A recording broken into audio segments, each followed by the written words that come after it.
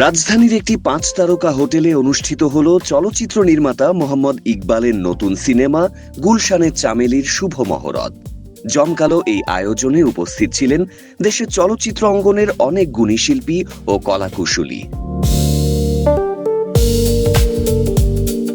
সিনেমাটির সবচেয়ে বড় আকর্ষণ, নাম ভূমিকায় অভিনয় করছেন কলকাতার জনপ্রিয় পাখি খ্যাত অভিনেত্রী মধুমিতা সরকার।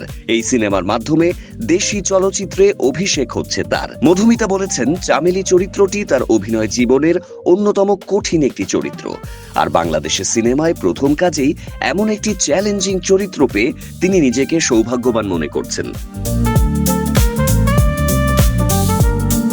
তিনি আরো বলেন, বাংলাদেশের কিংবদন্তি শিল্পীদের সাথে একই পর্দায় অভিনয়ের সুযোগ তার জন্য অত্যন্ত গর্বের এবং আজীবন স্মরণীয় একটি অভিজ্ঞতা হয়ে থাকবে।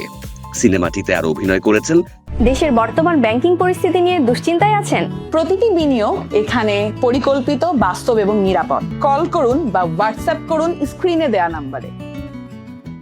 বাংলাদেশের জনপ্রিয় ও কিংবদন্তি অভিনয় শিল্পী ওমর সানি, আমিন খান, রোজিনা, আজমেরি হক বাঁধন এবং আশিস খন্দকার সহ আরো অনেকে।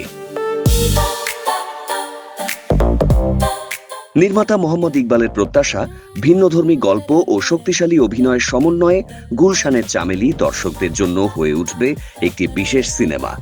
জানা গেছে, আগামী নভেম্বর অথবা ডিসেম্বর মাসে সিনেমাটি দৃশ্যায়ন শুরু হওয়ার পরিকল্পনা রয়েছে। এখন দেখার অপেক্ষা, বড় পর্দায় চামেলি হয়ে মধুমিতা সরকার কতটা মুগ্ধ করতে পারেন বাংলাদেশি দর্শকদের।